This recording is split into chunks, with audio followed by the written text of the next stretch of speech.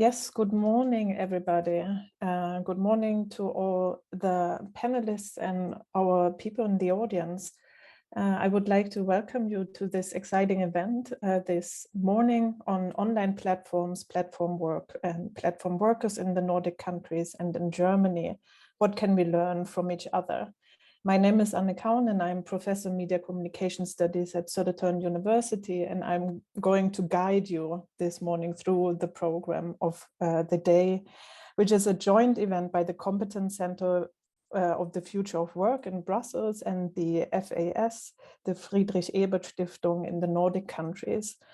And it's my great pleasure to introduce all the speakers for today and also the hosts. But before I start with the introduction, I would just like to do some kind of housekeeping and some administrative notes. Firstly, there is a German translation available. So if you click on the lower menu, you will find this kind of interpretation symbol. So just click on it and choose German translation. Later on, we also have a segment where the speakers will talk in German, where you can receive the English translation. I would also like to remind all the speakers to try to speak slow for our interpreters to be able to deliver the interpretation, the translation for our audience. And the audience, our participants there, please join us in the discussion and ask any kinds of questions in the Q&A tool, which you also find in the Zoom menu, in the lower menu. We will gather all the questions and I will ask them to our panelists during the discussion section of the event. The event itself is part of the FAS project mapping platform economy, which will also shortly be presented by Dr. Inga Sabanova and Oliver Philipp. There are fact sheets available that are outlining the outlook of the platform economy in Sweden, Denmark, Finland, Norway, and in Germany that are available online for you to check out. So once again, I welcome all our speakers and the audience to this exciting event and would like to now hand over to our hosts, the directors of the Competence Center for the Future of Work, Matthias Weber, and the director of the FES in the Nordic countries, Christina Börke-Daniels. So over to you, Matthias. Thank you very much, Anna. So now for the audience, this is the first opportunity to try out the German translation, because I will open for my part in German. Sehr geehrte Damen und Herren, liebe Kolleginnen und Kollegen, liebe Freunde, im Namen des Kompetenzzentrums Zukunft der Arbeit möchte ich Sie ganz herzlich zu unserer heutigen Veranstaltung begrüßen. Ganz besonders begrüßen möchte ich an dieser Stelle, vielleicht sind Sie auch schon da, Frau Kupala-Natri, finnische Sozialdemokratin und Abgeordnete aus dem Europäischen Parlament, sowie Jens Zimmermann, Bundestagsabgeordneter für die SPD aus Deutschland. Die heutige Veranstaltung ist für uns im Kompetenzzentrum aus zweierlei Gründen eine Premiere. Der erste Grund oder die erste Premiere sozusagen ist, dass dies heute die erste öffentliche Veranstaltung ist, die wir im Rahmen unseres Plattformprojektes Mapping the Platform Economy in Europe durchführen. Anna hat eben gerade schon so ein paar Bausteine sozusagen dieses Projektes skizziert und meine beiden geschätzten Kolleginnen und Kollegen Inga und Oliver werden das Projekt gleich detailliert vorstellen. Daher soll es an dieser Stelle genügen, wenn ich einfach ein wenig unsere Motivation zum Start des Projektes, das nunmehr fast ein ganzes Jahr gelaufen ist, beleuchte. Ich gehe davon aus, weil wir viele langjährige Expertinnen und Experten hier in dieser Diskussionsrunde, in dieser Veranstaltung versammelt haben, dass sich viele von Ihnen vielleicht ein bisschen an die Diskussion um die Sharing Economy, die Gig Economy, was ja alternative Buzzwords sozusagen sind, erinnern, die vor rund 10 Jahren stark an Fahrt aufnahm und die zumindest zu Beginn stark davon geprägt war, dass Plattformen und Plattformanbieter in der Lage waren, ein außerordentlich positives Bild von sich zu zeichnen.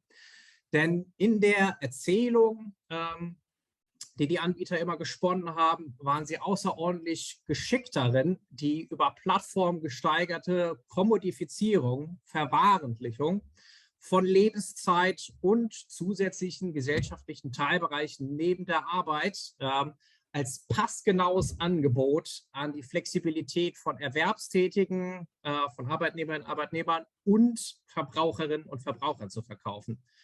Ich würde sagen, es ist sicher einige Jahre später, beziehungsweise heute wissen wir, dass an dieser glänzenden Oberfläche nicht alles Gold war, was glänzte, beziehungsweise dass es da auch Probleme gab. Denn nicht nur die Forschung hat gezeigt, dass das Geschäftsmodell vieler Plattformen sozusagen als Katalysator, als Beschleuniger eine Reihe von Problemen fungiert, die es zwar auch schon in der sogenannten Old Economy gab, die aber, wie gesagt, durch dieses Geschäftsmodell, durch die technischen Möglichkeiten stark beschleunigt werden. 3 von diesen Problemen seien an dieser Stelle schlaglichtartig genannt. Zum Ersten, viele der Unternehmen, insbesondere die großen Plattformanbieter, betreiben systematisch Steuerspar- bzw. Steuervermeidungsmodelle und entziehen sich damit der Finanzierung des Gemeinwesens und gesellschaftlicher Verantwortung.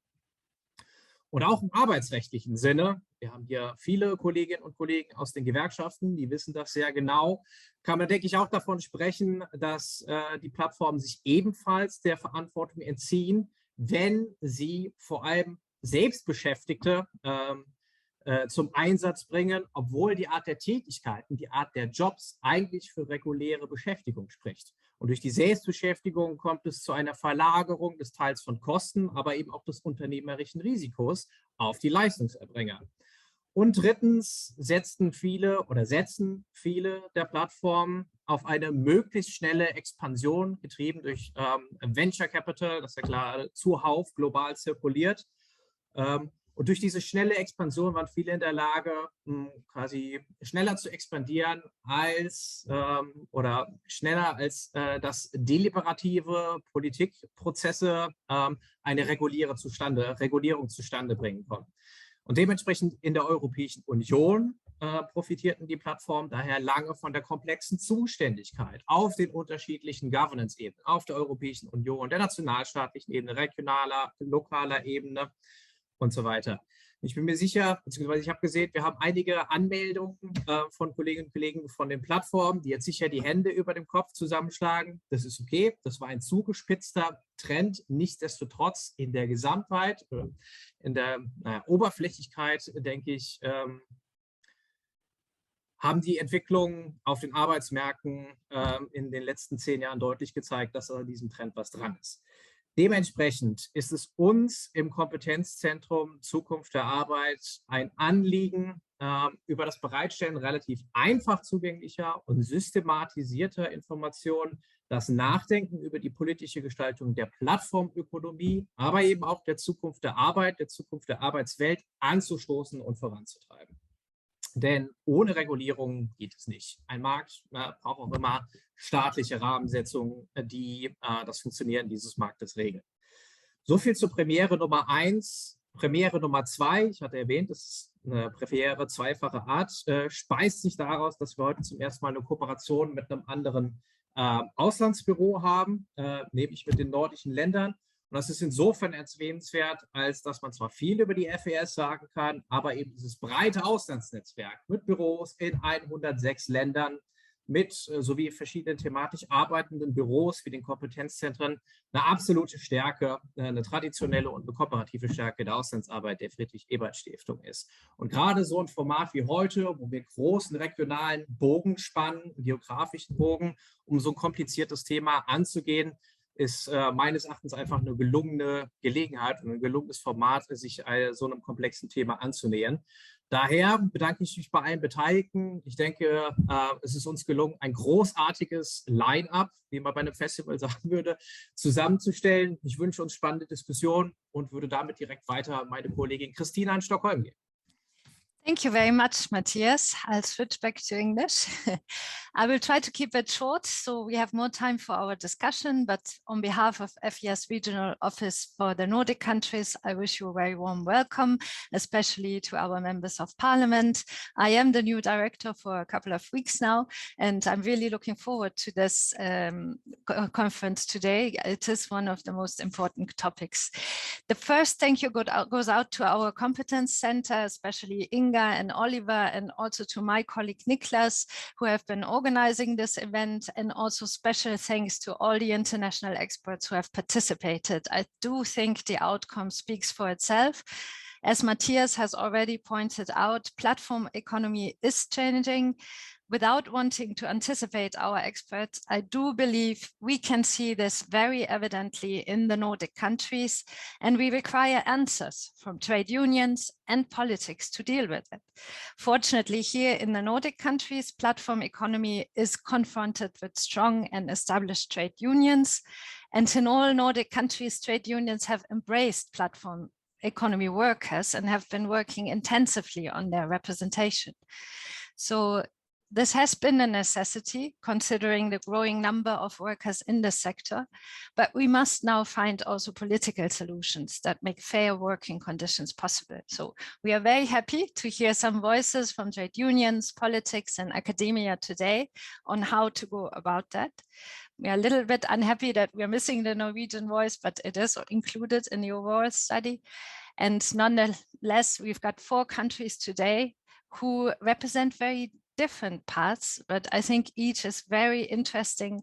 And I hope that this joint collaboration with the Competence Center and the FES Nordics offers you some good overview and gives us some general hints on how to shape policy discussions in our countries and on the European level. Thank you.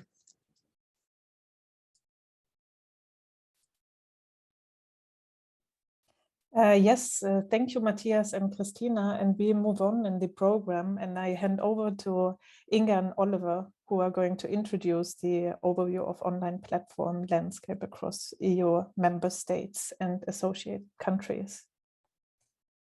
Yes, thank you very much, Anna. And good morning to everyone. I'm very happy to present to you our project Mapping Platform Economy today.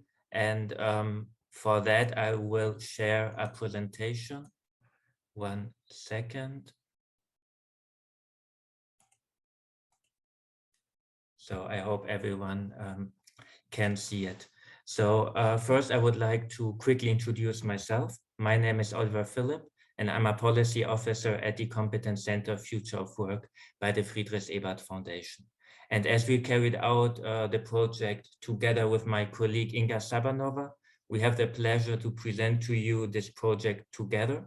So in our first part, I will focus on our aims, the mapping, the fact sheets, and in our second part, Inga will present to you the project report. So our research project, Mapping Platform Economy, which you can also find on our website. And of course, we will provide you the link after the presentation, was initiated in 2021. And our aim was to capture the existing platform economy and to shed some light on the complexity of the platform ecosystem by providing visualization of several regulatory aspects of platform work at the national level. And therefore, we focused on 6 important topics: the definition of online platforms, the existence of national register for platform companies, the recognition of platform workers as employees, specific regulations for protection of platform workers, collective agreements either at the sectoral, regional, or company levels, and last but not least, court cases related to the employment status. And maybe 1 sentence to the methodology. So the methodology is based on secondary data and evidence collected, for example, from academic studies, policy reports, gray literature, and national statistics. And we work together here with national experts in each country for example, Philipp Starp in Germany or Anna Ilse in Denmark. Let's come to the project's output. So between October 2021 and January 2022, the data was collected for 30 countries. You can see the list of countries here. And as you can see, there are 22 EU member states and 8 countries outside the EU. And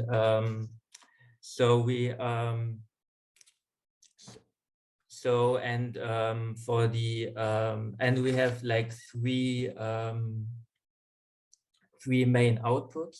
So first, the interactive maps with yes and no answers. We have 30 fact sheets. For the moment, we have 10, and I will show you an example in a second. And we have the project report that Inga will present to you.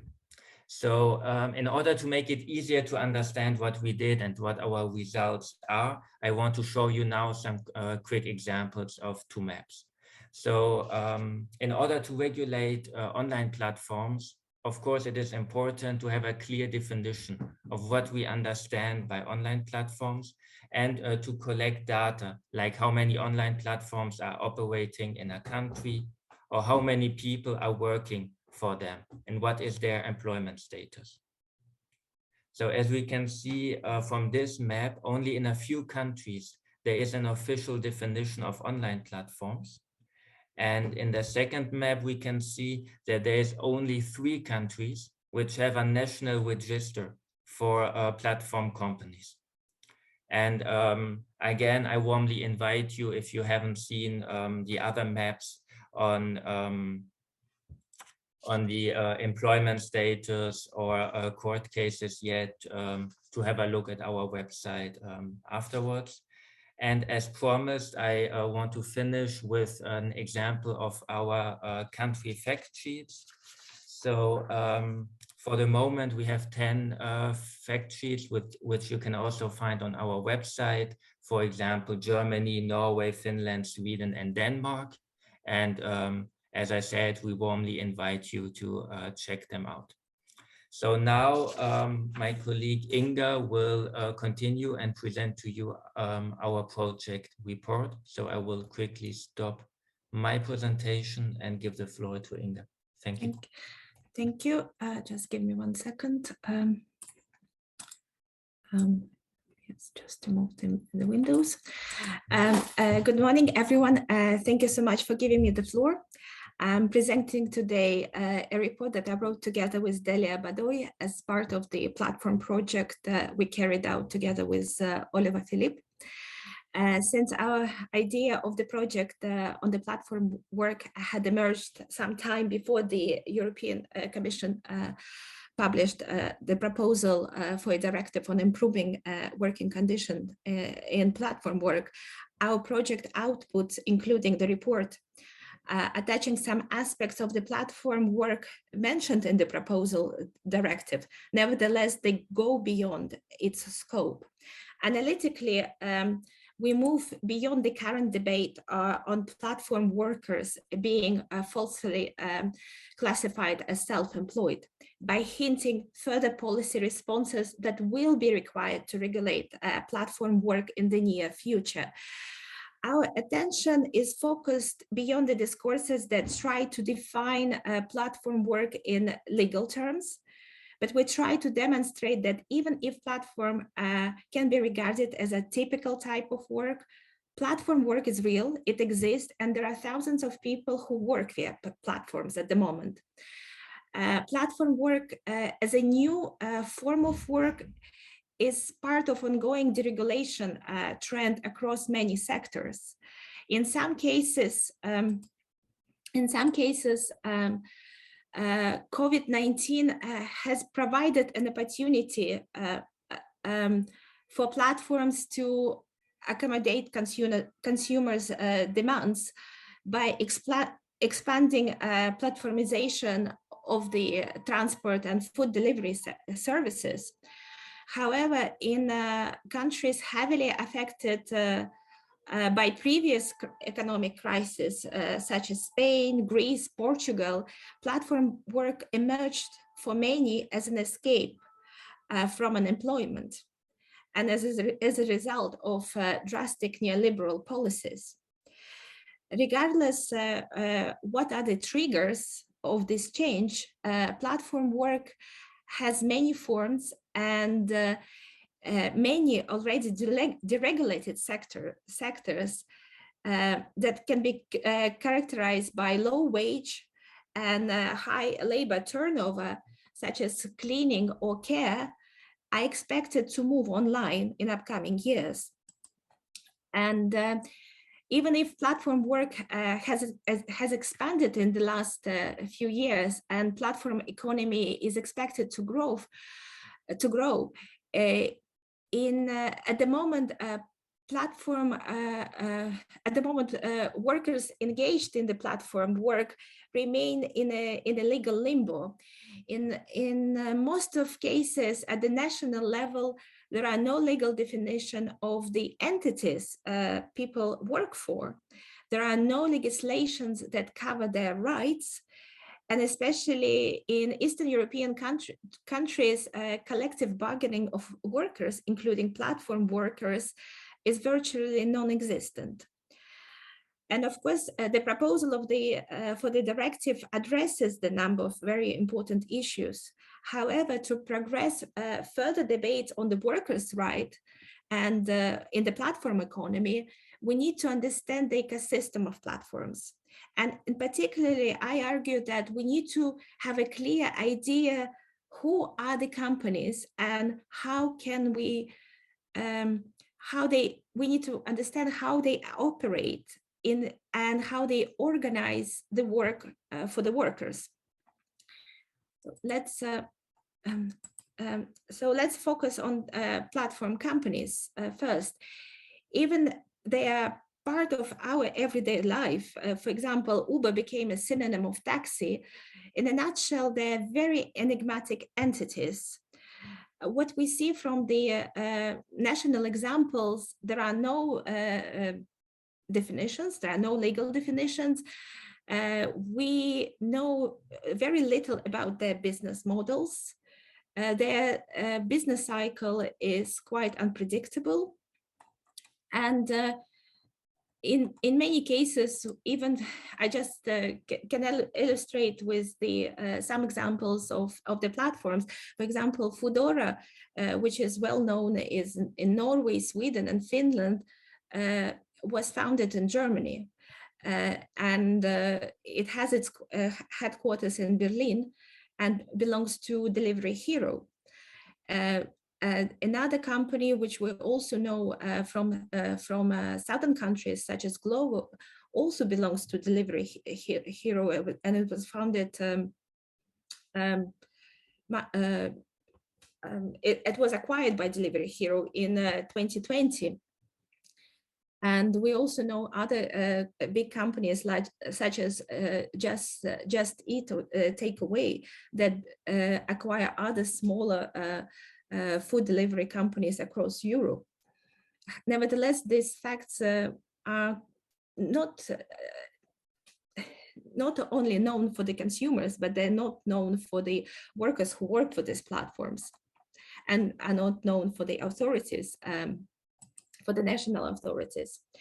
Therefore, establishing national registers responsible for collecting relevant information on platform companies can be beneficial for policymakers by providing necessary information about the number of, first of all, the number of platform companies that operate at the national level, their turnover, and also the number of people being employed through these platforms. Another important area is in discussing the platform ecosystem is platform work. There is not much new about the work itself when it comes to the tasks or skills. But when we discuss platform work, we should focus on the platform companies themselves again. as they're the main actors providing new type of subordination, such as algorithmic management. However, instead of focusing on the abstract notion of algorithmic management, as an initial step, we need to develop a clear understanding of cross-platform variations in algorithmic management techniques, both for self-employed workers and employees. And in simple terms, we need to know what is used, how it is comparable to other companies, to other platforms. And in doing things, we need to also develop a list of good and bad practices. And finally, the last aspect of platform work that we need to look at are the platform workers themselves. As the number of platform workers is expected to grow in the near future, future policy options need to focus on migrant and women's experiences in platform economy in order to generate a better understanding how platforms work and offers certain opportunities and challenges to different groups in the society. The issue of migration in relation to platform work is inevitably linked to the debate over migrant integration into the host societies. For many migrant workers who see the platform work as a temporary opportunity, in many cases, it becomes a long-term solution. A large proportion, for example, of riders or couriers work full-time, and they are dependent on platforms for their income. On the other hand, we also need to address the issue of gender in the equation of platform work by already discussing an unequal pay between men and women doing the same work, as well as overall experiences of women as platform workers who remain unrepresented in the trade union movement at the moment. Just to conclude, this policy report is just an initial step, and what we try to understand further in our work at FES, how to generate future policy responses in order to bring a stable income, social insurance coverage, and safety measures for all workers, including those who are prone to more vulnerable situations, such as migrant and women. I guess I will stop here, and thank you very much for giving me the floor. Thank you, Inga, and thank you, Oliver, for this introduction and kind of setting the scene for the discussions today.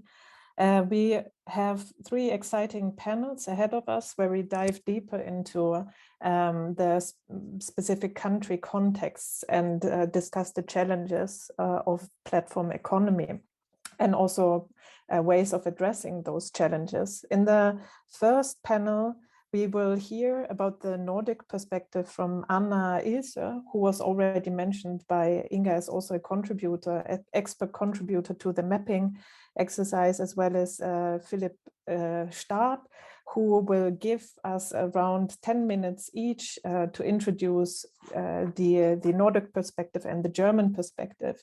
And before I hand over to Anna, just a brief introduction of our 2 speakers and a reminder, please ask any kinds of questions related to the mapping or to the presentations delivered now by Anna and Philip in the Q&A tool. So Anna Ilse is Associate Professor at the Employment Relations Research Center at the University of Copenhagen, and she was previously a visiting fellow at the Johns Hopkins University in the US, and she is the president of the Danish Sociological Association. She works on questions of digital labor markets, company-level bargaining, and labor market segmentation. And she has a recent publication together with Fredrik Söderqvist, Will There Be a Nordic Model in the Platform Economy, which sounds very exciting. The second speaker in this first panel is Philipp Starp, who is a professor at the Humboldt University in Berlin and the Einstein Center Digital Future. In his research, he's combining questions of labor, the analysis of social structure, the sociology of technology, and political economy in the context of contemporary societies. He has previously been working at the University of St. Gallen and the Berlin Social Science Center, and he is about to publish an article on counter-hegemonical neoliberalism. So I hand over to our first speaker, Anna Ilse.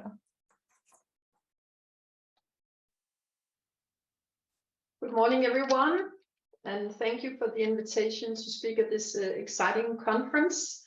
I will have 10 minutes to present some findings of my research. I've looked into the area of digital labor platforms for more than 5 years, and I will focus especially on the Danish case, and then we can discuss in the end the perspectives that this raises for the Nordic countries in general. But I will try to share my screen here.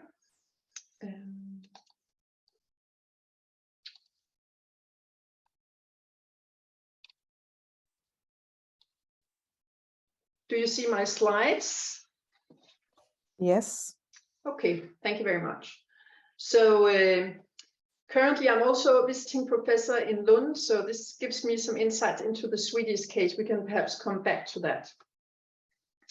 But first of all, in my research, I would say I differentiate between two types of labor platforms. And I think this is really important also given the questions that you raised earlier on what policy initiatives are possible and applicable, because these two types are quite different. There are many more subforms, but to me and to my experience, we need to differentiate between gig work, on-site work, small physical tasks like cleaning, transportation, and so on, food delivery, and type 2, which is crowd work, online work, where you do not only facilitate the tasks online, but you also perform your job online.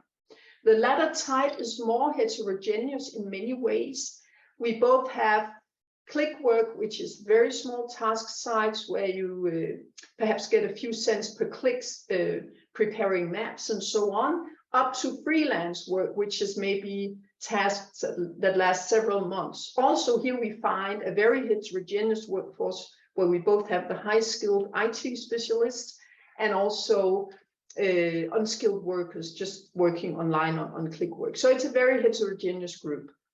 And I would argue, we can come back to that gig work holds the potential for developed collective bargaining in the platform economy, whereas it's more difficult with online work. So how big is the platform economy? There's been tons of examinations and various results, and I'm just going to mention to you a few sources where I seek inspiration. One of the first studies was the big US study by Farrell and Wright that got access to bank data from JP Morgan Chase and found that 1% of the US economy goes through platforms. Half of that is labor platforms. But then we had panel data in several European countries by Hoops and Joyce that found like 10 to 15% of all working citizens in working age that had worked during the platforms last year, but they had a very broad definition. Then we have had examinations of digital data obtained from platforms, followed that over years. They found a more limited growth than anticipated. That's a group in Oxford that's done this excellent study. And then recently we have had another study focusing on the platform side of things, locating 520 active platforms in Europe, and where the largest of these had a really high increase in turnover the last 5 years, but still among the small and medium sized, perhaps a more limited growth. And they found that gig work dominates the market, online work is more limited. So for that reason, perhaps also very important to focus on the gig work side. How do we define labor platforms? It's really, really difficult. I mentioned in the beginning, I differentiate between two types. But when you do surveys and examinations, it's really important how you ask. Here I seek inspiration in ETUI that have done a survey across several European countries where they try to locate what is actually platform workers, what is not. So what they separate, and I agree on this, is influencing, renting out via Airbnb or renting out other personal belongings, selling used or produced products. That's not platform work. Platform work is facilitation of tasks, of gigs in various sizes. So what did ETUI found? They found that around 4% of workers in a selection of European countries had performed platform work within the last year. 1% had that as a full-time or main working, where they had their main source of income. Unfortunately, the Nordics are not part of that survey, but that's kind of the European picture. In the Nordics, we did 2 rounds of surveys via the labor force survey in Denmark in 17 and 19, asking all citizens in working age, have you within the last year earned money via a labor platform? And we found in 19, 1% of Danes had that experience. 3 out of 4 of these workers had earned less than 3,300 euros per year, which leads us to the conclusion that in Denmark, it's primarily a supplementary source of income. We see some of the same patterns in the rest of the Nordics, limited use of platform work, and it's often a supplementary source of income. 2/3 of these workers are multiple job holders. They have other jobs outside the platforms. And interestingly, because we in the Nordics have admin register data, we can combine our surveys with registers on all citizens, and we find that those with the lowest incomes are overrepresented in platform work. So it's a supplementary source of income, but perhaps also something that you really can use. We did 50 interviews in my research in total with platform CEOs, workers, government officials, unionists, representatives from employers, organizations to map the potentials and challenges in platform work in Denmark. And what we found was that it's really beneficial. It's an opportunity for those coming in or out of the labor market and those in transition in the labor market. So it's especially good for those who are vulnerable and have been out of work for some time due to chronic diseases, or they are newcomers to the labor market due to migration or being young or having a new education.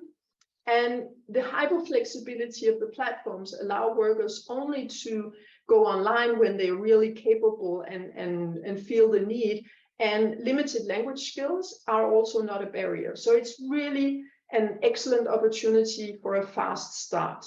Also for seniors leaving the labor market in a soft way, this is really attractive to combine platform work with a wage earner job.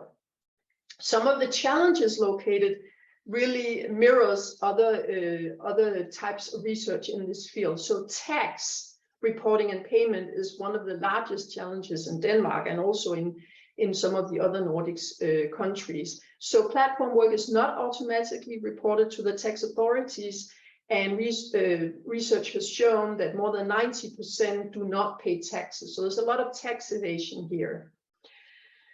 Especially the unions raises that there's an uneven distribution of risk in platform work. So the risk is on the worker side, not so much on the platform side. Because most of them are self-employed, they are responsible for buying an insurance and so on, but they don't really do that because they have quite few hours and they are not registered at companies with that. So also the unions point out there's a lack of social contributions. You don't pay into pension and so on. And especially the employers, they are concerned if there's a level playing field between platforms and traditional companies, is that an uneven competition. What are the solutions? Well, one of the trends we've seen in the Nordics, not only in Denmark, is emerging trends of collective bargaining. We have in several Nordic countries now collective agreements in the platform economy. So Foodora has an agreement in Norway and in Sweden, and in Denmark we have 2 agreements that I would like you to know a little more about briefly here before I conclude. So the first one I want to tell you about is the Hilfer agreement. Hilfer is a cleaning platform founded in 2017, and already a year after it was founded, it concluded a company agreement with the union 3F, the Union for Unskilled and Skilled Workers in Denmark. So why did they want to do that? Actually, it was the platform that knocked on the door of the union, and they were even more keen to negotiate than the union in the beginning, because they found it difficult on the market when they had troubles with the tax payments. And in Denmark, you can get a tax deduction if you buy somebody to clean your house. But if it's not registered, that deduction is really difficult. So on many sides of this triangle in the platform economy with customers, platform, and worker, there were trouble with this lack of automatic reporting to the tax authorities. So they signed this company agreement, and workers can now choose to be employees and covered by this agreement that regulates wages, pensions, and so on. And today, 2/3 of all gigs are covered by the collective agreement.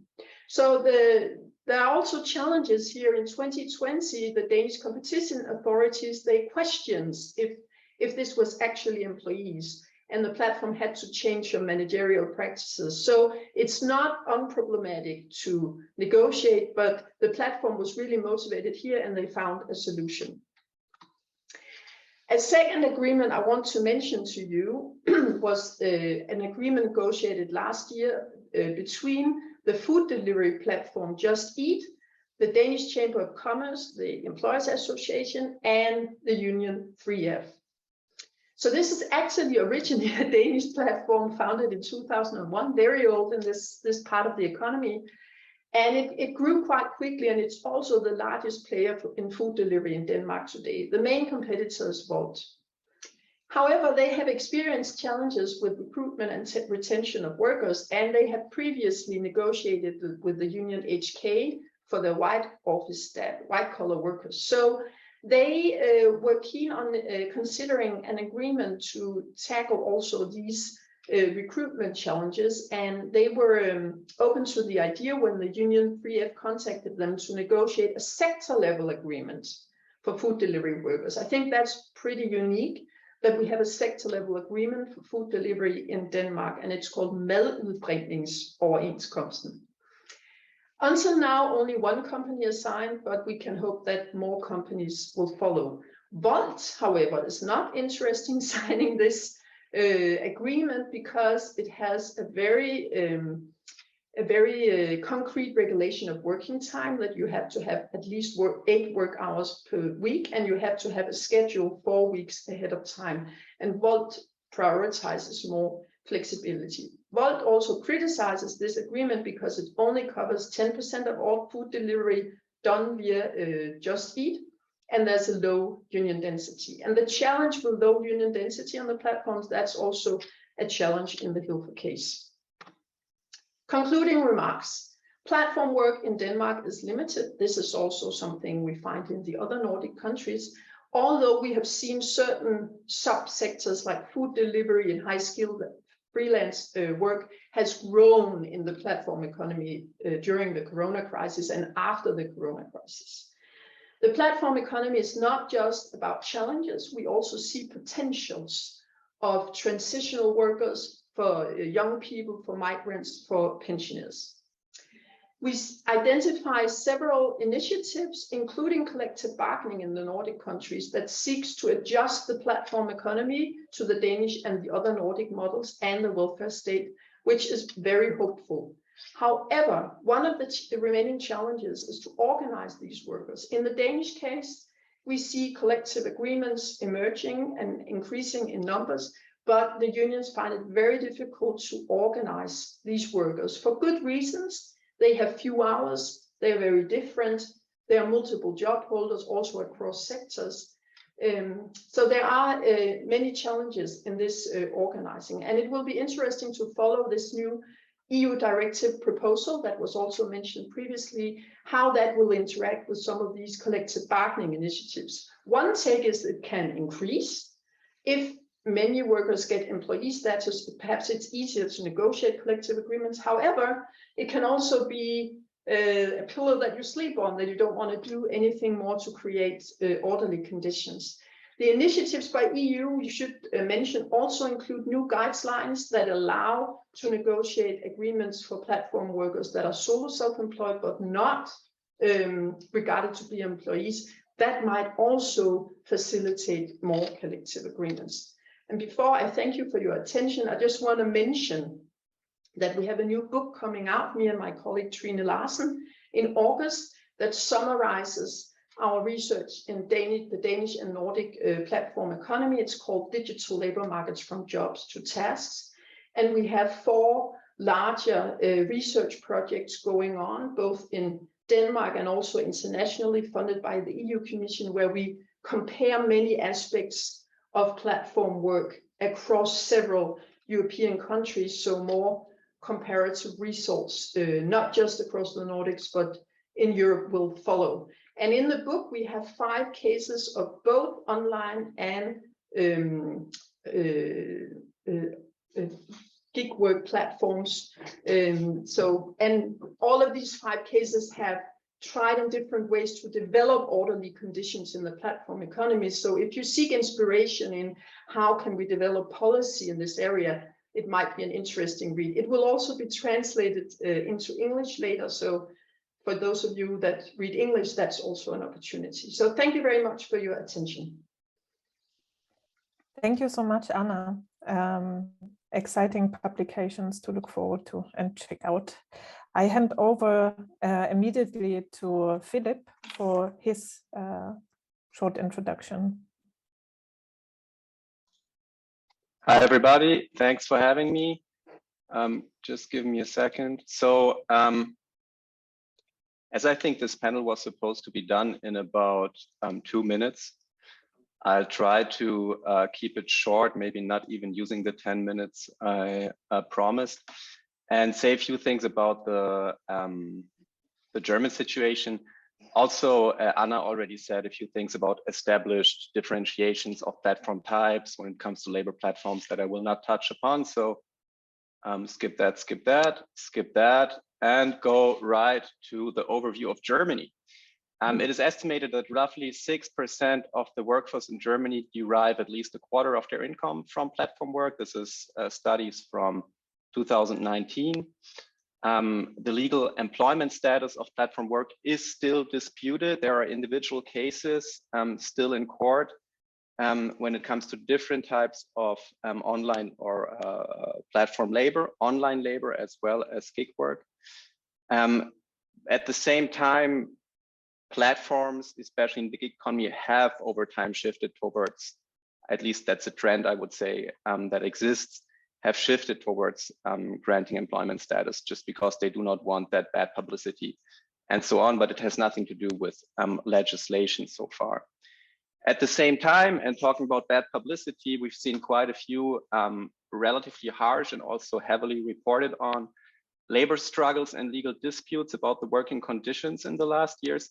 And again, it is not only about employment status. Oftentimes it happens within the companies that already grant employment status, like Gorillas, for example. And it is about the politicization of really working conditions. Wages, yes, but also, you know, who has to pay for the repair of my bike? How heavy can backpacks be? That sort of stuff. So really quality of work issues. In the last years, food and grocery delivery platforms have been the fastest growing businesses. And they are, of course, heavily funded by venture capital, which I will get back on later on, as those sources might be in a process of drying out, which creates huge problems for this field. And very, very importantly, I cannot emphasize this enough, the backdrop against which all the developments of the platform economy, not only in Germany, but well, it's basically the same thing in most countries where this economy has developed, say in most developed, highly developed economies where this phenomenon has grabbed foot. We are dealing, or those platform companies, they are really dealing with this shortage of labor supply. It's a constant struggle for them to actually get the labor in that they need in order to offer their services. And the most important point that I think needs to be mentioned if we talk about the future of the platform economy is the context of the cost of living crisis, which will make many of these services much more expensive, which is a problem, as many or most of the gig economy platforms, they are not profitable, even with the prices they charge right now.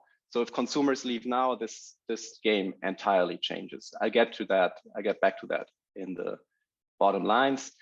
A few facts beforehand. What are the most important platforms active in Germany? Again, I'm not sticking to the distinction that Anna introduced, but one could sort it according to that. In retail, of course, one has to mention the big ones as well, like Amazon, Otto, Zalando, Vinted, About You, which is basically a subsidiary of Otto, as far as I know.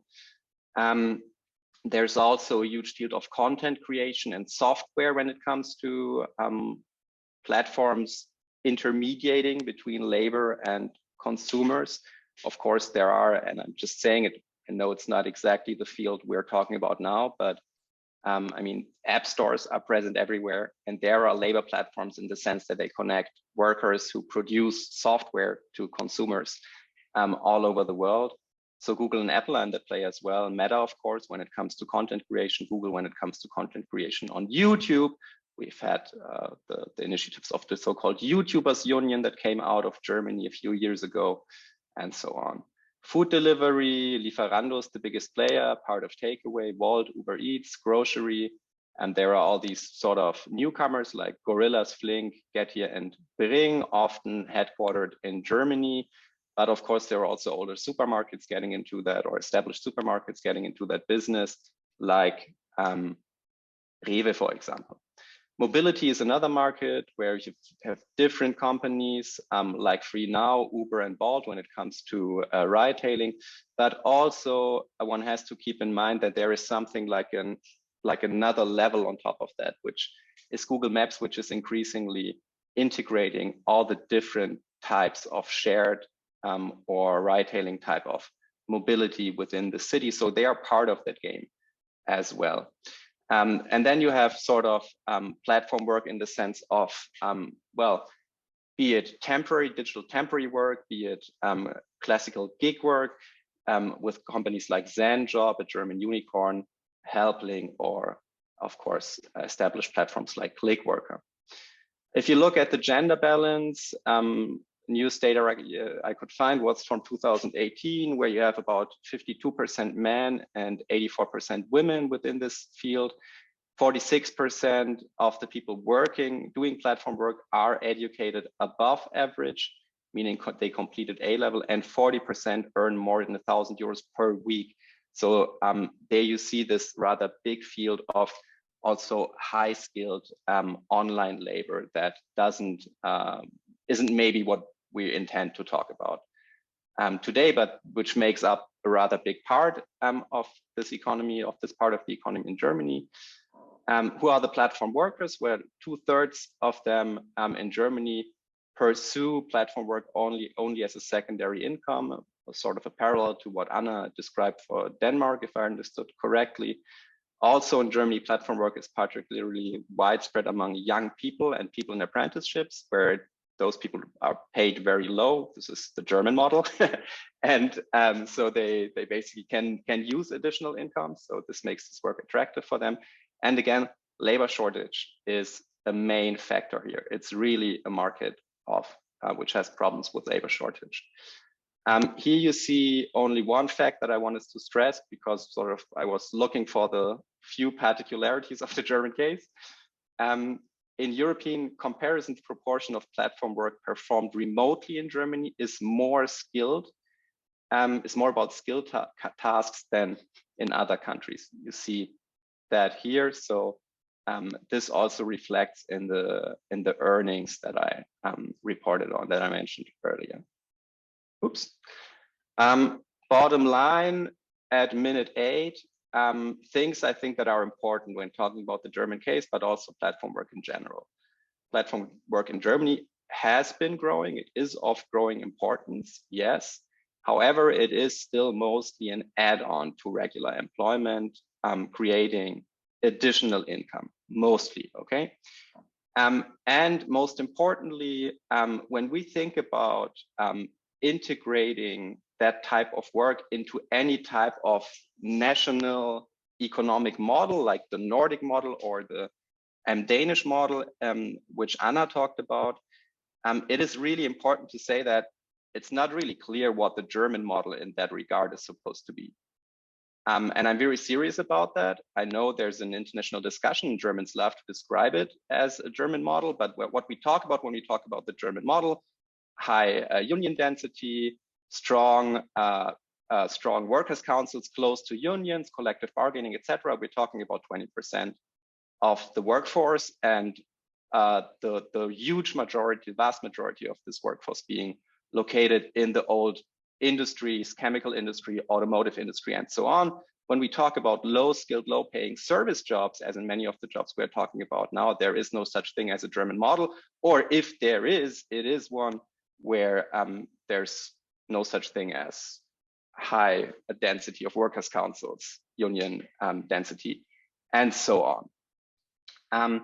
So it is interesting to look at that as a field of social struggle, as a field of contestations, which actually are happening right now. And they challenge the future of platform work from different sides and make this future really sort of uncertain, I would argue. So the whole idea of this being, this will be there forever, the way it is, more and more work will be sucked into that sector, I really do not see it because of several issues. So one thing is labor struggles, of course, which I already mentioned, which are targeting the employment status, create bad media coverage for platforms, and they also tackle the quality of work. So there's demand to act there upon those platforms. At the same time, the second factor is the labor shortages. And the question is whether those companies will find new ways of dealing with that. There are digital temporary work agencies which feed the gig economy in Germany and which sort of pitch themselves as a way to get around the labor shortages because their competence is to find new labor resources, which can then be channeled into the gig economy. But will this sort of be able to work against this tendency of labor shortages remains to be seen. And most importantly, again, cost of living crisis. Those services, they will get a lot more expensive, and they are already in most of these companies highly subsidized, way too cheap for those companies to break even.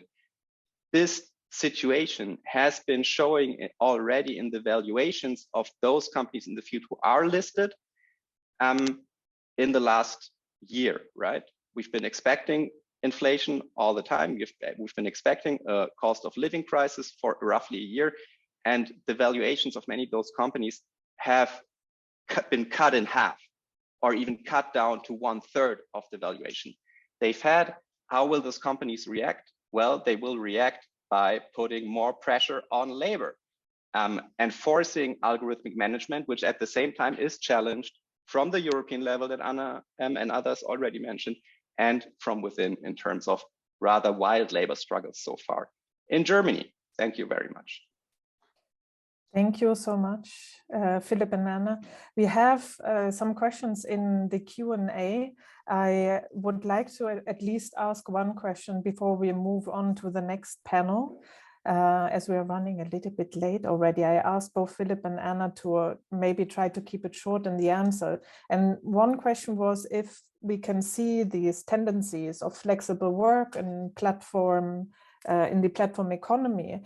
Can you see that these kind of flexibilities in terms of employment are also seeping into other sectors? So is this kind of a slippery slope of the employment conditions that are not directly within the platform economy or related work relations, but that we can see this also in other sectors? Anna. So yeah, I can answer that. So what we see, we've interviewed quite a number of platform workers as well, and we see that young people sometimes get their first working experience on the platform as a student, supplementing their student allowances and so on.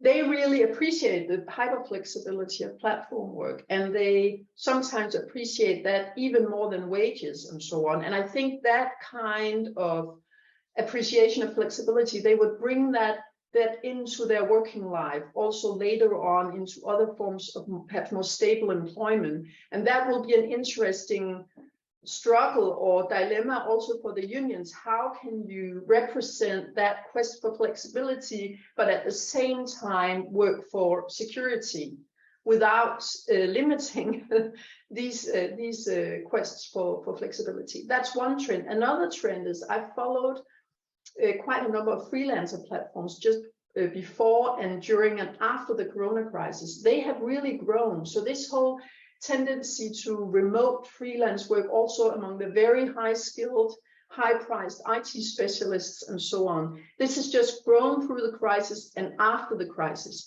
And the companies have really seen the potential of using a temporary workforce to solve their problems and do the task requested via these freelancer platforms instead of hiring full-time workers. So that will also be an interesting trend, and to see if this expectation from companies and workers, if that will match, and what the balance will be between this flexibility need on both sides and the security that we typically in Northern Europe integrate into our societies via collective bargaining, welfare states, and so on. So how that balance will be created, that will be very interesting to follow. And it will also be a question in the traditional economy, not just the platform economy. Yes, thank you, Anna. Philip, do you want to quickly add a couple of words? Not if you don't want me to. I can, but if you're very, very brief. Very, very brief. So very brief, I would say in the German case, especially, it is a matter of labor supply. And we are in a demographic situation where the situation will not get better for the platforms. And we are in a situation of industrial transformation where, for example, there are a couple of companies who are buying up all the programmers, like at Volkswagen, BMW, and so on. They need it for the transition, for them to become software companies themselves. And they have already learned that they cannot do this with freelancers. And the situation is really sort of benefiting labor, generally speaking, and therefore not necessarily strengthening platforms. Excellent. Thank you so much. I'm afraid we have to move on. We might return to some of the questions later on.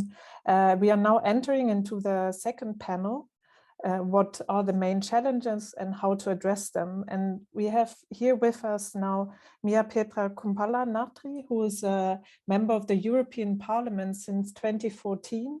And she was also the Parliament's rapporteur on European Union roaming regulations. And she is a member of the Committee on Industry, Research and Energy, and is the first vice chair of the Special Committee on Artificial Intelligence in the Digital Age.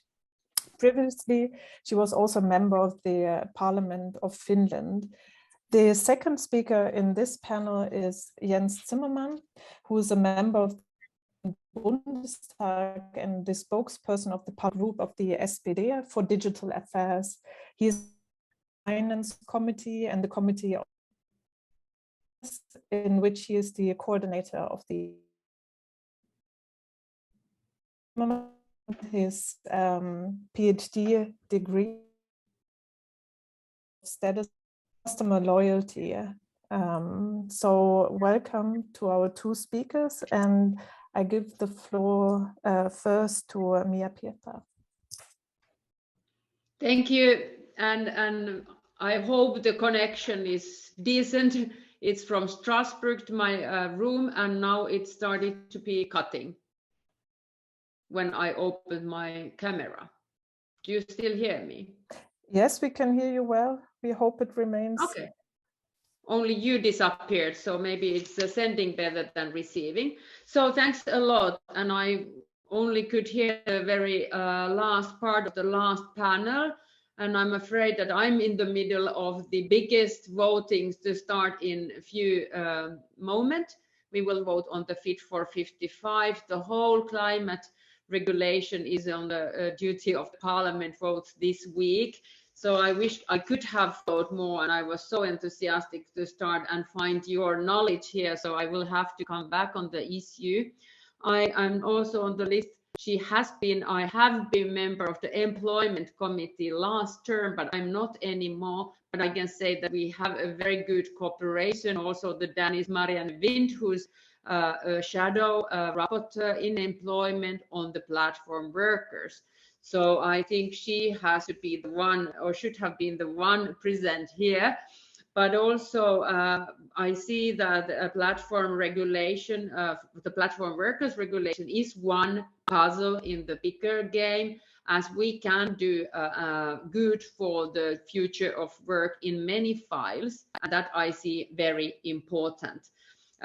Namely, how to take on board the digital technologies, advance it way without violating our values. And we have been now very strongly pushing that a value-based, human-centric digitalization should be taking we should take a lead as a politicians and not only look what innovations happen for the society, because still we should see that the innovations serve the society and not only, for example, the investors' need or some big tech, for example. So the technological direction or innovation as such is not the goal, but the goal is to have innovations that are good for the society as a whole. So we want to have technologies that can take us to the direction that supports, not undermine the values, democracy, but also well-being of our citizens and avoiding the gaps. In platform economy, there have been already several challenges. It has been slowing down the competition, for example, and then leading to the lock-in structures. So through controlling the markets, the big players make sure that they can protect their dominant position, and then it makes very hard for legislation to try to improve or challenge. So here we see that the first regulation on the Digital Markets Act and Digital Services Act show that with the broad shoulders on the European level, we can set some rules, as we did earlier for privacy, for example.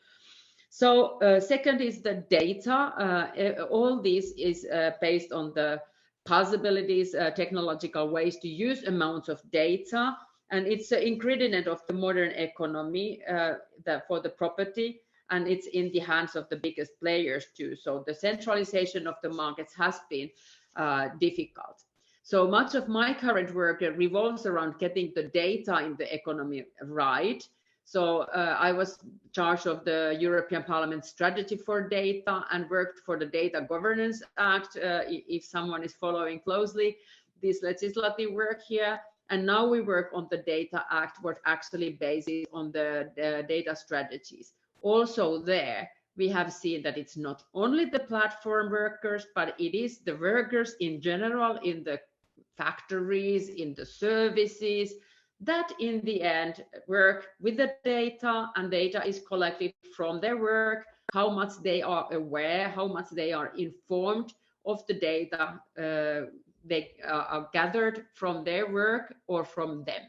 And I'm very happy that we could have pushed ideas that include the workers or their representatives when the new data solutions are introduced to the company. And I will work on that on the Data Act as well. So this is something add on to the not only platform regulation, and I always try to wake up the people working with the platforms to look a little bit broader what we are legislating, so when we can make an impact. So also the third point, general remark, is the threat to the privacy and the human rights. All the data collected is so wide nowadays. When I used Uber and my telephone was hacked by researchers, they really installed a program that analyzes the data my equipment was collecting and sending forward. It's Wild West. It really is, despite of the GDPR. You can easily see where I work, where I live, what are my regular trips, how nervously I was waiting for the taxi, because they can even analyze the riding speed of the address when I use Uber app. So all this is also a mixture here, that when we are using these, a lot of data creates the business, and also in the platforms for the workers to or the deliver jobs. It's not only the delivery and food, but also the routes. So much info is used, and then do we have an understanding on it, and how this data is used, collected, and for whom it is delivered and told. So the whole data economy is a big, huge issue. We don't all understand it as much as we should, and once we understand it, it's easier to set some rules. So this is from another perspective the same issue as we are now looking from the workers' perspective, but I also want to emphasize the rights of the user, the rights of the generator of the data, and that will be done in the Data Act. So then on the platform work, the directive, we are everybody now looking and waiting to develop, given from the Commission on the platform work. We see that high hopes on it, I hope, but also that knowing that it will take years and the phenomena is not anymore that new. It's interesting to hear the German and Danish examples here before, and then much more you're doing. But also I see that especially after the COVID, we all see that deliveries have come here, and the question was whether we can do something, or can we, and what, on the European level. Yes, I think when we want to do something massive, it needs to be European level. We can get more done, for example, on the data part, that should the data algorithms give some info. And I really much like the comment on the previous speaker on the taxation too, because everything is digital here. So then it should be really to aim to digitalize, automatize the taxation part. But I think this is, and personally, I think really this is a phenomenon we cannot get rid of. It's the number of workers, but at the same time, it has been the work on the delivery services that has not been there before. So it's not actually away from everyone. Where I live, it's very strange to see. I'm 50 years now, when I see looking my neighborhood, which is a lot young people, and we live in the high-rise house in the etage, in the number 0 in our house. There is 2 restaurants, and we live from the shopping center with the 10 restaurants, like 200 meters. And every day when I take an elevator, I see delivery services. So people don't even go downstairs or the 200 meters to do their meals or buy them. They prefer to pay 4 to 6 euros to do that. And this is really the chase I cannot anymore follow and understand. So it will be there. But then also when we see that the social good should be there, I think there are rooms to improve from the workers' perspective, of course, and I come back to that, but also for the environment. I think there should be some kind of tick or information or on the CO2 when you are using a car to just buy 1 hamburger, for example. Also, I think this will be the future we'll need to look at. But I think that the possibilities for the students, for the entry to the working markets, or for those people who really have been not able to enter the normal working market, maybe due to the language or due to immigrating recently, as we see many of them. It is not that challenges, it is like a better than nothing option. But then if you are, if this phenomena is spreading to the sectors that normally have had decent working conditions, full-time job, and people are depending only on that work, it is not, of course, nice phenomena, not at all. You never get payments for holidays, you never get social securities or days off or paid sick leaves. So all this is, of course, on the table when we try to make them to have a worker's position and then give them these rights that in a modern society the workers have.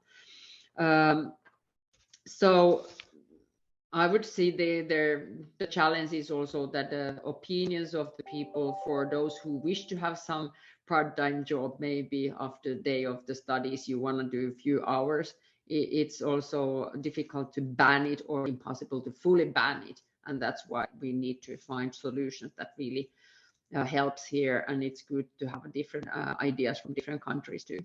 So also in Finland, the government had the revision of the Employment Contracts Act to prevent employments from coming about under the guise of the other contractual relationships. And this can be understood as a reference to the platform work.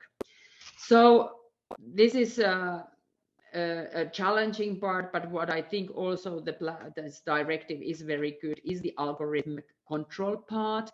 So I think all these trustworthy and transparent AI systems legislation has been there, and also here to see that who gets how the delivery services, so the workers or the deliver whatever the position of the person doing the work is more aware of the algorithmic decision making, gives them some rights to know how they can use the flexibility that this kind of job offers. So do not think that this is not helping. I think it's a valuable part of this legislation and could really increase the fairness of the jobs to be taking on board. This is something I wanted to say quickly, and I'm very eager to meet a colleague from Germany. Yes, thank you so much. And I hand over immediately to Jens Zimmermann. Please, the floor is yours. Yeah, thank you. I speak in English. Somehow they wrote on my notes that I should talk in German, but everybody is speaking English. I think I maintain that language for our debate. And thank you for having me, and thank you for the interesting perspectives. And I think Philip gave a lot of context for the German situation, and I was somehow puzzled now simply thinking about the past, how it used to be in Germany, you know, all these pizza delivery people that had these decent wages. When I called them 15 years ago, they came with decent cars, they had these decent working contracts, and now having these huge pensions. So obviously it's not used to be like that in Germany. It always used to be the people delivering pizza you called on the phone were coming with these crappy cars or old bicycles, and were hoping for a huge tip because they didn't get a huge income from their job. So I think it's always crucial to have the right perspective. Is it really a digital topic, or is it really a question of rather low-skilled service workers? And I think this is important to point out, especially when we're trying to tackle the problems. And yes, due to the fact that there is a huge competition for workers right now in Germany, I think a lot of the business models that might work globally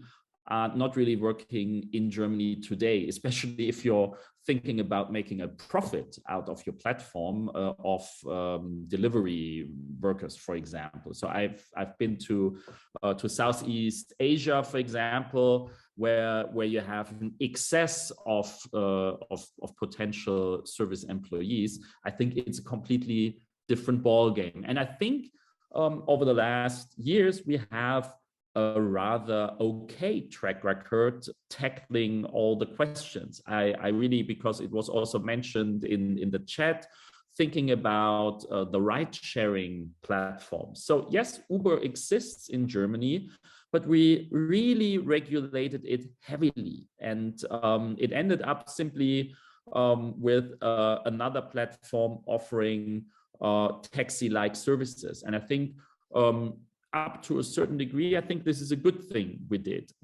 Nevertheless, and if we're talking about the questions and the really issues we need to tackle, I think it's also fair to mention that we need to have a closer look into the existing service industries. So mentioning the taxi industry, for example. So yes, there is protectionism for the good old taxi drivers.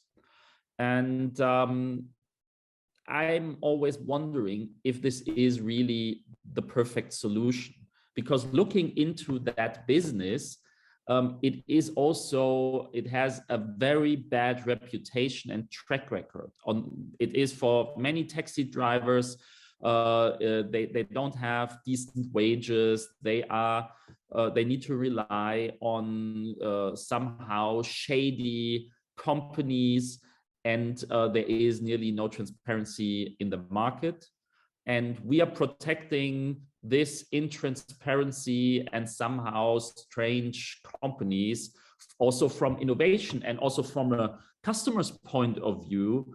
You need to ride with somehow strange cars if you're riding on a taxi in Berlin. So I really wanted to stress that point, that we also need to focus how is the situation in the existing service industries. And I must agree on unfortunately on what Philip mentioned about the current situation of unions, especially for these low-skilled service workers. Unfortunately, we don't have a high degree of unionization there.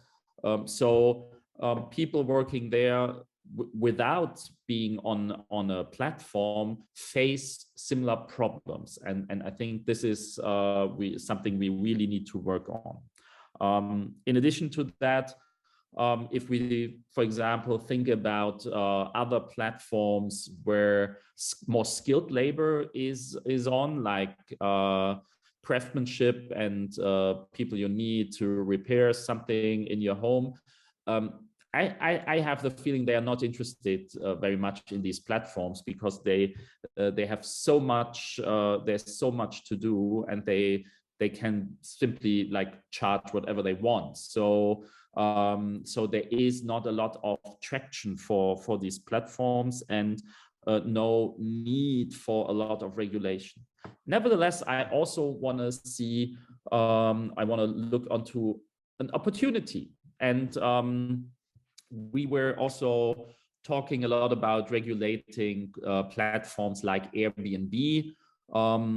Obviously, it is a platform for properties and not for people. But nevertheless, the interesting thing is, obviously, all these platforms have a lot of APIs. And I really found it interesting, for an example, that in France, Airbnb was simply forced to deliver all the information about the lenders to the tax authorities. So in France, as far as I understand, everybody who is lending properties over Airbnb will be taxed automatically via these APIs and platforms. So there's also opportunity here for some regulation. And in general, I'm coming back to that. The business models in Germany, the German market is really tough for many platforms.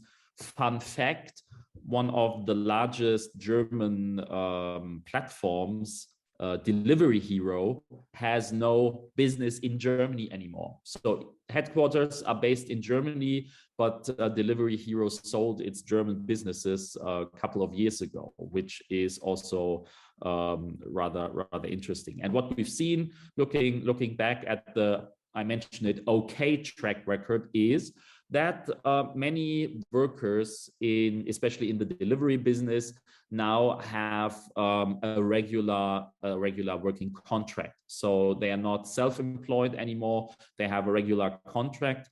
And I think one of the most important decisions has been made by the German Bundestag last Friday, because we raised the minimum wage in Germany to 12 euros. So right now, the usual salary per hour is like 10.50 euro for delivery workers, and it will be 12 euro at least starting October the 1st.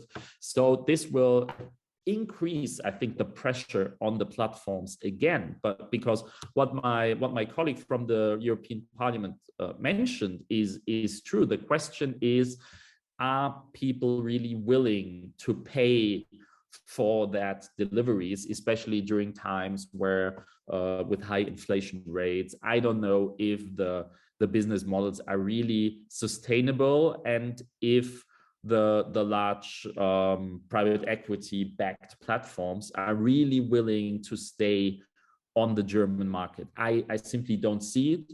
Nevertheless, we're very much looking forward to the European guideline on platform workers. We think this is an important thing to do, to introduce in Germany and across the European Union. But we really, and I think this is really one of the key outcomes of the debate I've seen so far, that we really look very specifically onto different platforms and different areas, because it is very much driven by the situation on the labor market. Obviously, the demand and the supply of different skilled workers. I think it's going to be a very interesting situation, and we have to monitor it very closely. Thank you very much. Thank you so much, Jens. Before we move to the perspective of unions on the questions of labor in digital platforms, we have one question that's related to regulations. Can't we use existing regulations for example, the taxi driver sector or domain to implement it also for platform facilitated work? Do we really need new regulation, Jens? That's a very good question, and I mean, what we actually trying to do all the time is forcing platforms and digital companies in general simply to stick to existing rules. And when Uber came to the German market, they were sitting lobbying in my office and simply saying, "Yeah, look, we're a digital platform, and you need to understand, you must change your regulation that it applies to our business model." So this is definitely a very good case study of how to completely mess up market entry, because we simply didn't do that. So, but nevertheless, I mean, it depends, I would say.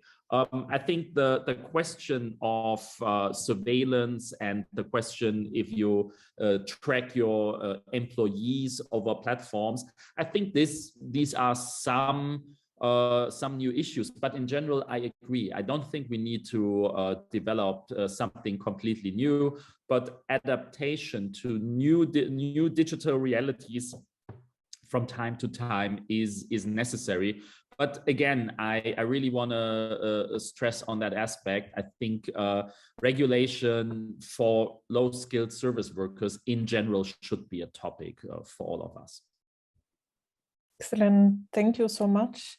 So we move over to the third panel, namely, what's the role of trade unions in protection of rights of platform workers, where we have three speakers. We start with Linda Larsson, who is the research officer at the Swedish Union Confederation, Landsorganisationen, LO, and works on the development of working conditions and the digitalization of society and work.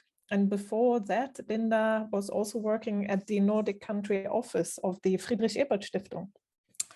Our second speaker, also providing a Nordic perspective, is Hans Christian Graversen, who is a consultant in the transportation sector of the United Federation of Danish Workers, 3F, which is the largest federation inside of the Danish Trade Union Confederation, FH. And previously, Hans Christian was working as a journalist as well. Our last speaker for today is Veronika Mirschel, who is going to deliver her input in German. And Veronika leitet seit der Gründung der Vereinten Dienstleistungsgewerkschaft Verdi im Jahr 2001 das Referat Selbstständige in der Berliner Bundesverwaltung. Und zuvor hatte sie die geborene Düsseldorferin nach ihrer Ausbildung an der Journalistenschule und Ludwig-Maximilian-Universität in München als freiberufliche Funk- und Printjournalistin gearbeitet mit den Schwerpunkten Arbeitswelt und Arbeitsrecht. Aber ich gebe das Wort firstly to Linda Larsson. Please. Herzlichen Dank. I'm going to continue in English. Thank you. Yes. So thank you so much for the invitation and the possibility to participate here today and give you a bit of the Swedish trade union perspective. With that being said, the Swedish Trade Union Confederation where I work, we're obviously a confederation and we have 14 member organizations, blue-collar workers, unions. So mainly this is the perspective that I will be giving you today. But broadly seen, in Sweden, obviously, there is platform work and has been for some time now. We see it in different sectors, also in the blue-collar sectors, although, as we know, the phenomenon is not a big part of the labor market right now, but there, as we agree with all the others, there are potential for it to grow bigger. When we've also seen that the delivery sector has grown, especially the past years during the Corona crisis. I'm not going to try and portray a politician, but I think one thing that has to be made clear from our perspective is that platform work is like any other work. And I think Jens Zimmerman talked about it before, and I'm going to just continue in that same way of speech. It should be regulated as any type, as work. It should be regulated as the work that is in the similar sectors or in the same sectors. We don't want to see a differentiation and call it a special sector just because it's platform work. So this, I think, is very crucial and very important to bear in mind, because it also sets the tone for everything else that comes after when it comes to regulation. We see platform work as a type of atypical work. And it's also, as Jens Zimmerman said, that these kind of jobs or these kind of, they have similar problems. Obviously, platform work has additional challenges, but we like to see it as a part of atypical work because there is a number of problems connecting to that. And I think that as trade unions, we've been struggling for quite some time now to battle the notion of a so-called third category. We've been struggling with battling the fact that this is regular jobs and not any kind of fluffy new jobs that are not applicable to the labor market rules or the way of regulating labor market as we usually are. For us, it's quite clear that it should be embedded in the rest of the labor market. And for us, that means that when there's an employment relationship, then obviously this work should be regulated as any other type of work, and also through collective agreements. And this is our point of departure when talking about platform work.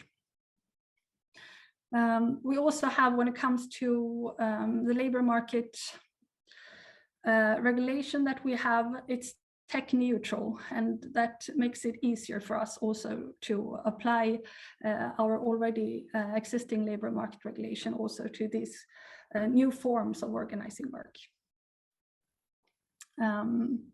But obviously, labor market or the platform work actually comes with a lot of challenges, as we rightfully has pointed out. And especially challenging, I think, for the labor market model and also for the Swedish labor market model, since the social partners are responsible for regulating the labor market to a large extent. So this is why it's important for us to do a good job here. And I think it was mentioned before, but the fact that this type of work has a sort of an individual nature, and also the transfer of, as we talked about, the transfer of risk and cost and also power,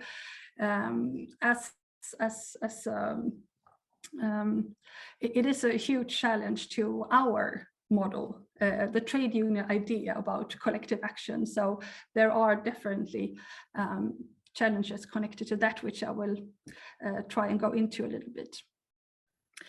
We do have, as also mentioned before by Anna, there are a number of collective agreements on the Swedish market, also within the white collar sector, when it comes to platform companies. And the most recent there has been a lot of debate about is the Foodora case, which is a blue collar agreement. But in general, the general problem obviously is that a lot of platform companies refuse to take their responsibilities as employers, and this is where the true problem begins. And for us, it's a problem because we want to determine the employment status for the people working, and obviously it's hard to organize when you don't know the employment status. And the Swedish labor law is as such that we want to establish in case law, case by case, and up until now we haven't had any court cases regarding this. There are court cases pending right now, so we're hopeful that there will be some more clarification later on this year regarding the regarding that. And also the fact that most of our member organizations, they organize employees. There has been also a late problem when it comes to platform work and the organization, and that's the fact that we have umbrella companies in Sweden that are sometimes happily to also take on responsibilities of an employer. And that as such creates a problem for us, since we want to determine that the right employer has is the employer and not any employer, so to say, who raises their hand and say we are the employer. But beside the employment status issue that everyone is struggling with, there's also, of course, the challenges of organizing, which I also know that everyone else is struggling with. We have, as I mentioned before, the Foodora case in the delivery sector. And here we have seen when our member organization Transport has been struggling. They have concluded a collective agreement, but how they've been very, very intensely working with organization of that sector, which is very, very hard. And it's hard for several reasons, and we talked about some of the factors, but there is, as mentioned before, a big turnover of people in these sectors. It makes it very hard to organize, and that goes with any atypical work. Some people in this sector also don't have a permanent residence permit, which also makes it hard for them to commit. And there's also the problem of people working in the sector who is not familiar with the trade union trade unions as such and the way of trade unions working. So this is also obviously a big problem. But what Transport has been doing is that they've been having surveys and reaching out to members, trying to understand the members and their members' need. And it's quite clear that even though there sometimes are a wish for flexibility, there's also a big demand for security. And what else? Yeah, when it comes to recruiting, they have done a lot of recruiting in traditional and non-traditional ways. They've been also using network effects by pinpointing a person in the organization who has a strong role locally and using them as spokespersons, so to say. We have also been working with our member organizations to discuss about how to organize, who is supposed to organize, and how to look upon these issues. So this is something that we've been doing collectively. Yes, I see that I'm supposed to stop here, so I will. So thank you so much. Thank you so much, Linda. And interesting ways to also get some examples of how to actually organize the sector. So I hand over to Hans Christian from Denmark. Thank you. I'll try to start this presentation if I'm allowed to. Yes.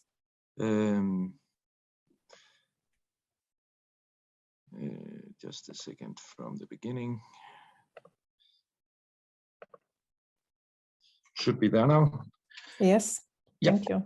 And as I'm invited to speak about the role of trade unions in protection of the rights of platform workers, allow me please to start by taking you back some years in time to the years between 2014 and 2017. At that time, we had Uber in Denmark. And as trade union, we tried to invite Uber for negotiations. We tried to explain that according to Danish law, Uber was providing a taxi service and had to follow the legislation. Also, we tried to explain that in Denmark, taxi drivers are working under a CBA, they are paying tax, and that they have rights.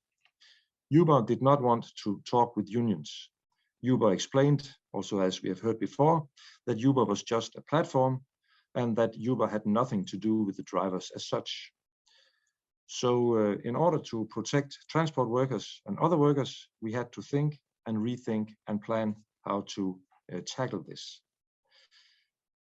We did not approach the Uber drivers. We did not do so because the drivers were a part of an illegal business model. And as trade union, we could not just watch this business model spread to almost all other sectors, which we thought that would happen just if we let it continue. So we had to do something else, not least because the Uber service was embraced by a lot of politicians and a huge portion of consumers, perceived as smart, very modern, very easy, and also very cheap. And of course, this model was also embraced by a huge portion of drivers who could earn money while hoping not to be checked by the Danish tax administration. And they did so by that without contributing to the Danish society and welfare via their taxes. So in other words, this business model had a lot of consequences, even though it was perceived as the future way of providing services and doing business. As trade union and Danes, we knew that Mr. and Mrs. Denmark, they most of them don't like tax avoidance, social dumping, lack of rights, and illegal businesses. Also, we knew that Mr. and Mrs. Denmark love the Danish welfare society based on income tax.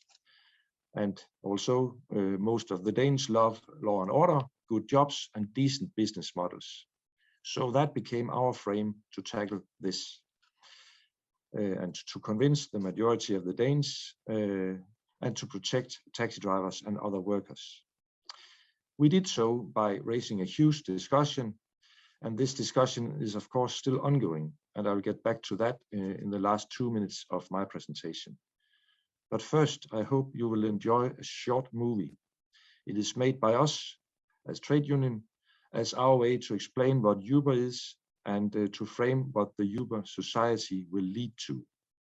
It is based on Danish humor and irony, but I hope you will understand most of it. The subtitles are in English, and the character in the movie, Paul Ubermann, is running a hotel. The workers at the hotel are hired through a platform and an app. So, as mentioned in the beginning, perception is reality.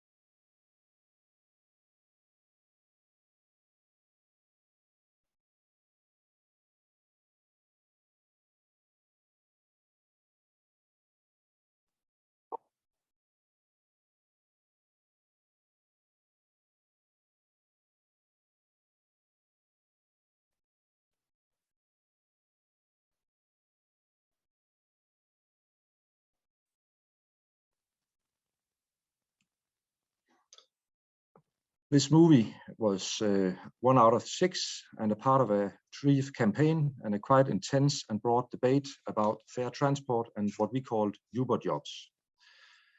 It took some years, but Uber decided to leave Denmark in 2017 and they never came back. But a lot of other platforms are now earning money in Denmark, and they do this, but not without answering a row of good questions from the press, from the politicians, from huge parts of the public, and from the workers, and from us as union. Questions about the need of equal competition, decent work, and fair transport. So in 2020, during the pandemic, 3F Transport started to negotiate with the largest platform for food delivery in Denmark. It is Just Eat and their employers' organization, Danish Chamber of Commerce. Obviously, they had the same interest as us as union, a better image and a collective agreement setting the standard for the sector, but probably also as part of their preparation for the upcoming legislation on platforms in the EU and in Denmark. They did not say it, but it seems that they wanted to be a kind of a front runner. So in February 2021, 3F and Just Eat went public with the result, a normal CBA, and the result of a fruitful discussion. Wage at level with similar Danish jobs, normal rights like minimum hourly wage, sick pay, pension, and additional payment for overtime. But also with a portion of flexibility and the possibility to work down to a minimum of 8 hours per week if wanted. But you can judge it yourself. I will share the CBA after this meeting in the chat. So in early spring 2021, we felt quite optimistic as trade union. The pandemic seemed to be over, and we have made a real CBA for platform work in a rapidly growing market. And our colleagues in Italy, Norway, and Sweden had done the same for a handful of platforms. But suddenly in March 2021, the largest Danish newspaper uncovered what Amazon working conditions is and what also platform can lead to in the Danish online supermarket, nemlig.com. Here, between 400 and 500 drivers, most of the migrants, were heavily abused.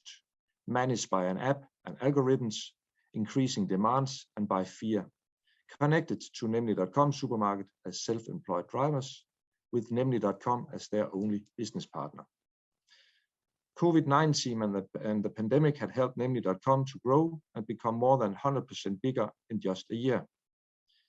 And the press coverage was our starting point to take action and to launch the next chapter of our ongoing fight and campaign for fair transport in Denmark, with a lot of activism and organizing of drivers outside Nemlig.com shops, and with a lot of contributions to the public debates, and with one clear demand, a real CBA for the drivers, instead of a strange status as independent subcontractors with no real rights. So what did this lead to so far? When it comes to this Amazon copycat named Nemlig.com and a real CBA for their drivers, not much yet. But since May 2021, Nemlig.com has experienced a decline of more than 30% of their market share, if we are counting and calculating the right way. And in July and September 2021, the 3F Transport bargaining team managed to get two other big players in this sector, competitors to Nemlig.com, on board in real negotiations, and two real CBAs for their drivers, recognizing them as real employees. And by that, offering them same wages, standards, and conditions as other drivers in Denmark. Both competitors to Nemlig.com are using their CBA with 3F as a branding tool, framing them as good and decent companies. And as from later on this year, Coop will deliver all their goods to consumers via green electric driving vehicles. What we see as double up when it comes to good company branding. Branding as a sustainable company who cares for transport and the transport sector in more than one way. So to wrap up, perception is reality and public opinion is key. Not many companies can survive days, weeks, and months with bad press and destruction of their brand. A lot of consumers are looking for an alternative if there is any. And that's what really hurts Nemlig.com. That really helps the competitors like Coop, who have increased their market share big time since last summer. It's also very helpful when we can present an alternative. In this case, it is COOP, FØTEX, and Just Eat as the good alternative, just as shown in this ad, which was published online and in Danish newspaper earlier this year. So as a final remark, what we work for and has as our goal is real CBAs and a fair market to protect the workers. Companies and platforms who do not agree will be challenged. Companies and platforms who agree will meet our support. And since 2016 and the peak of Uber in the Danish market and until now, there has been a lot of progress in the political arena. We have high expectations, both from the upcoming European legislations on platforms, on our Danish parliament and our own legislators, and from the majority of Danish citizens and consumers. So I will share two things in the chat to those of you who are interested. The Just Eat CBA translated into English, and this brand new platform report on platforms in the Nordic countries. It is a report about the different but still quite similar approaches and strategies towards platforms from the Nordic trade unions. The report is made by the unions within the Nordic Transport Workers Federation, and the title and content could not fit better when looking at the name for this online conference. Thank you for listening. Thank you so much, Hans Christian. Maybe you could also share in the chat the link to the video that you were playing, because we were missing the sound. We could read the subtitles and follow the story, but I think it would be a more pleasurable experience if we can hear the sound as well. Maybe, but the sound is in Danish, so... But maybe there's some nice music that we should hear as well. That would be very kind. Thank you. And we are rounding up the discussion today with an introduction talk or a presentation by Veronika Mischel, die ihre Präsentation jetzt auf Deutsch geben wird. Veronika, Ich übergebe an dich das Mikrofon. Maybe Hans Christian, you could stop sharing your screen.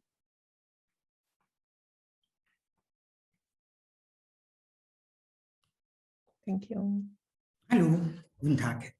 Hallo. Ganz herzlichen Dank für die Einladung. Ich hatte tatsächlich eine Präsentation, das mache ich jetzt aber nicht, weil jetzt sind nur noch 5 Minuten, bis die Veranstaltung zu Ende ist. Und ich will, vieles ist ja schon gesagt worden, deswegen denke ich, macht das nicht viel Sinn.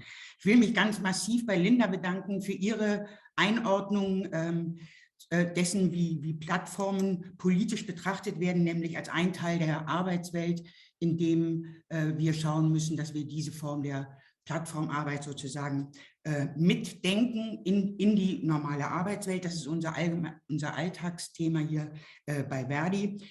Der Vorteil an der Diskussion über Plattformarbeit ist, dass sehr viele Themen, die in den letzten Jahren ein Stück weit im politischen Nirvana verschwunden waren, jetzt dadurch auch wieder angestoßen werden. Ganz speziell die Frage des Status, das ist, ihr könnt euch vorstellen, wir als Referat Selbstständige in Verdi haben mit dem Thema viel zu tun. Viele Themen sind wieder im Gespräch, zum Beispiel im Rahmen des Richtlinienentwurfs auf europäischer Ebene. Dass wir sehr stark dagegen waren, dass es eine dritte Kategorie Plattformen gibt, sondern dass wir sagen, wie gesagt, es gibt Selbstständigkeit und es gibt abhängige Arbeit und das muss sauber zugeordnet werden.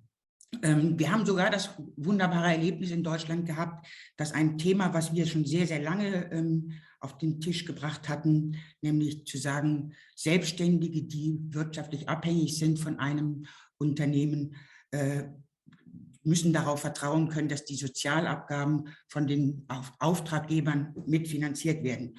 Und siehe da, im Jahr 2020 hat das Bundesministerium für Arbeit und Soziales tatsächlich im Rahmen der Plattformdiskussion dieses Thema wieder auf den Tisch gebracht und gesagt, oder erstmals das Thema von sich aus auf den Tisch gebracht und darüber diskutiert.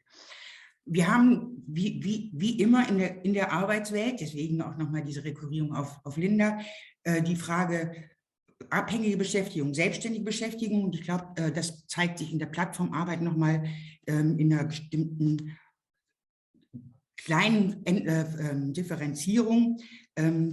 Diese Frage, warum entscheiden sich Plattformen, Menschen anzustellen? Wir sehen das an der finnischen Firma Volt, die jetzt hier in Deutschland selbstverständlich sozusagen damit wirbt, dass eine Festanstellung für ihre Lieferfahrer, Essenslieferdienste im Essenslieferdienstbereich, dass sie in die Festanstellung kommen, ein bisschen über den Mindestlohn verdienen, über den gesetzlichen, um sozusagen Arbeitskräfte an sich zu binden. Es gibt auch eine Marktregulierung, was die Frage der Festanstellung angeht, nämlich dass Firmen wie etwa Helbling oder Bucke Tiger, der Vorgänger, ein inzwischen geschlucktes Unternehmen, gesagt haben, unsere Haushaltskräfte, die wir in Selbstständigkeit vermitteln, sind nicht zuverlässig genug. Das heißt, das Image der Plattform über die Zuverlässigkeit hat ein bisschen gelitten, deswegen hat man dort auch immer mehr auf Festanstellungen gesetzt. Wir haben, und das muss man ganz klar sagen, in dem Bereich im Speziellen der Lieferdienste einen unglaublich hohen Anteil von Migrantinnen und Migranten. Und jetzt sage ich mal und das macht es natürlich für eine traditionelle Gewerkschaft immer so ein bisschen schwierig zu sagen, Sprachbarrieren, wie spreche ich Menschen mit einem anderen kulturellen Hintergrund an und vor allem auch, und das muss man ja vielleicht auch mit sehen, kommen diese Menschen möglicherweise auch aus Ländern, wo Gewerkschaftsmitgliedschaft eine schwierige Angelegenheit politisch gesehen ist, also die auch so ein bisschen Sorge haben, sich Gewerkschaften anzunähern. Bei den Selbstständigen haben wir das, und das ist, wie gesagt, unabhängig von Plattformen, eine unglaublich breite Range auf der Selbstständigkeit. Wir sehen im Speziellen bei den Microtasks sowieso, aber auch oftmals in anderen digital gestützten Tätigkeiten, dass überwiegend Zusatzverdienst ist. Also wir haben tatsächlich eine Befragung gemacht, wo wir sagen Haupteinkommen, Nebeneinkommen, Zuverdienst, also tatsächlich nur ein Zuverdienst, bis hin zu High-Performance-Menschen, die Projekte über die Plattform vermittelt bekommen. Darüber wurde vorhin schon gesprochen. Diese Menschen sind aber auch für uns schwierig zu erreichen, auch in der normalen Welt, weil wenn ich High-Performer bin, definiere ich mich überwiegend über meinen Job und die Frage, was ein Solidarsystem ist manchmal Ihnen auch ein bisschen egal, um das mal so freundlich zu sagen. Ich möchte selbstständig sein und möchte mich aus dem Solidarsystem raushalten. Digital arbeitende Menschen erreichen wir natürlich auch schwieriger als jemand, der als Lieferdienstfahrer identifizierbar ist auf der Straße und wo wir sagen können, die Kolleginnen und Kollegen treffen sich ja auch bei den Auslieferungszentren. Ich stelle jetzt noch 3 Sachen vor, die wir in Deutschland als Gewerkschaften auf den Weg gebracht haben. Ich spreche jetzt über die Gewerkschaften des Deutschen Gewerkschaftsbundes, also des Dachverbandes, und nicht über die guten, witzigen Aktionen einer leicht anarchistischen Gewerkschaft FAU, sondern erstmal über die 3 Sachen, die von 3 verschiedenen Gewerkschaften angeboten werden und Ansprachewege sind. Das ist einmal, dass die NGG, die Gewerkschaft Nahrung, Genuss und Gaststätten, tatsächlich eine Aktion von schon existierenden vereinten Lieferdienstfahrern quasi übernommen hat, angenommen hat. Liefern am Limit heißt diese Aktion. Das waren Kolleginnen und Kollegen, die tatsächlich sehr, sehr unzufrieden waren, sich zusammengetan haben, aber erstmal auch gar nicht so den Weg zu Gewerkschaften gedacht haben. Also hatten einfach schlichtweg nicht auf dem Schirm, dass Gewerkschaften da einspringen konnten. Sie haben auch so ein bisschen, sagen sie, den Blick gehabt, Gewerkschaften haben Minderheiten nicht so auf dem Schirm, also was sollen die mit uns anfangen? Aber dann haben sie sich tatsächlich doch auch entschieden, den Kontakt zu Gewerkschaften zu suchen. Sie nennen das selber, wir haben traditionelle Strukturen geändert. Es wurde dann dort ein Betriebsrat gegründet. Die Frage der Selbstständigkeit, die damals noch im Vordergrund stand, wurde ein Stück weit zurückgefahren. Die Kolleginnen und Kollegen sind in der größeren Sicherheit. Das ist eine von der NGG. Wir haben eine zweite Säule bei der IG Metall, die eine sogenannte Ombudsstelle eingerichtet hat für digital arbeitende Plattformarbeiter. In dieser Ombudsstelle werden auf Grundlage eines sogenannten Code of Conduct, den 10 Plattformen unterschrieben haben, mögliche Konfliktfälle sozusagen außergerichtlich geeint. Das ist nicht sozusagen eine Frage von wir organisieren, sondern es ist eher sozusagen die individuelle Lösungsfrage für digital arbeitende Menschen. Und wir haben bei Verdi, weil wir haben ja eine relativ große Mitgliedschaft, 30.000 selbstständige Kolleginnen und Kollegen, ein Beratungsnetzwerk, an das sich selbstverständlich auch die Plattformarbeitenden richten können, die mit ihren Fragen zu Honoraren, zu Steuerfragen, zu Statusfragen etc. pp., die wie gesagt, für alle Selbstständigen offen ist, für alle Solo-Selbstständigen wohlgemerkt. Das ist mir wichtig, dass wir natürlich unter Gegnerfreiheit sozusagen keine Unternehmen beraten. Wir haben vielleicht auch nochmal ein Instrument in der Hand in Deutschland, was es woanders nicht so gibt. Das ist, dass wir Tarifverträge machen können für sogenannte arbeitnehmerähnliche Selbstständige, die wirtschaftlich abhängig und sozial schutzbedürftig vergleichbar einem Arbeitnehmer sind. Auch da diskutieren wir hin, wo können wir diese Form von Organisierung tatsächlich auch einsetzen. Wir haben noch dazu das Netzwerk Ich bin Mehrwert, das sich explizit an digital arbeitende Menschen richtet.